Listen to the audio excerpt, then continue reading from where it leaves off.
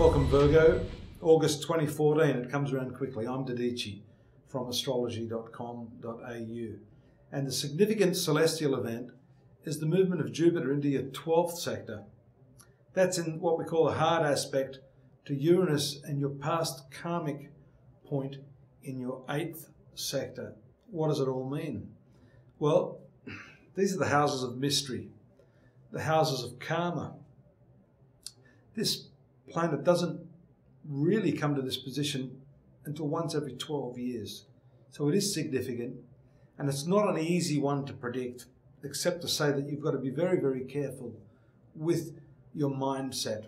I want to talk about money as well in the same breath here, but I'll start by saying that the mindset is most important, because really the principle here is that what you think about is amplified.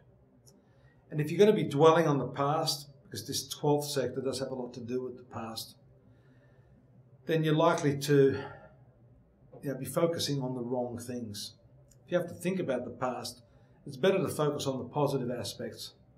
And even if you do tend to stumble upon some of the negative things, the difficult experiences that you've had, it's best to look at those in the light of having been perfect for the time and having made you who you are today, specifically for the purpose of becoming who you are.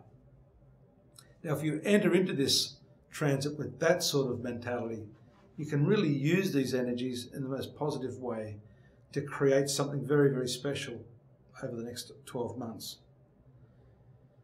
I also mentioned the fact that the 12th house is the house of expenditure. And spending should be rather big. You've got the Sun, Jupiter and Mercury there, and after the 12th, we see Venus also entering into conjunction with these three planets. So it's likely, particularly during this first 2 weeks of the month, that expenditure can get out of control. We see right now the position of Venus in the 11th house of your horoscope, and that tells me that some of you are probably seeing some receipts, either from your business, additional commissions, or increased income. That can actually be a false sense of security.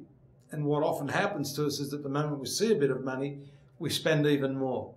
So that's why I'm saying you need to be judicious at this time to utilize these transits in a positive way and to see you through the ups and downs of the coming 12 months. And you do have a few ups and downs. We see here, for example, the transit of your ruling planet, Mercury, into your sun sign on the 16th. And then on the 23rd, the Sun moving into your sun sign. Now that's going to relieve you of some of those expenditures that I talked about. That's still going to retain Jupiter and Venus there. And these two planets together are I guess a typical astrological combo for excess and for lavish and luxurious living. Well, it's okay to do that a little bit, as long as I've said, you factor into the future and learn from the past. Again, we talk about going back into the past. Study how you handle these sorts of situations in the past and learn from those mistakes. There's no point having made errors in the past if you're not going to improve on that and really move forward as an upgraded version of yourself, if I could put it that way. The combination of Mercury and the Sun in your sun sign is absolutely excellent. This gives you a real mental acuity, the ability to see into things, to problem solve, and to really make a great impact on the people around you.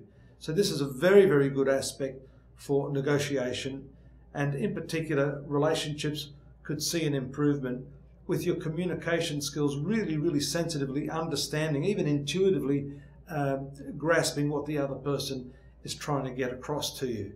That can only benefit you and the other person in any sort of negotiation. On the 26th, we see in your 3rd sector that continuing Saturn aspect, but now with the very malefic and problematic Mars. For you, Mars is the most difficult planet, and we see up to the 26th a real tension occurring there.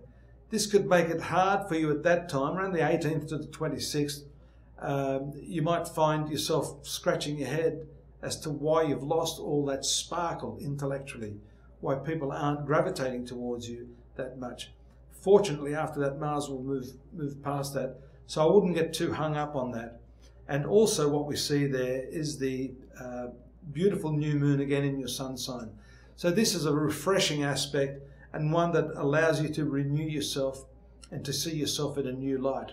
And perhaps, just maybe, some of those issues of the past that we're talking about will come to light very intuitively, very suddenly, to give you an understanding of exactly why you had to go through what you went through and how you can use those experiences now to really benefit yourself, your finances, and your relationships.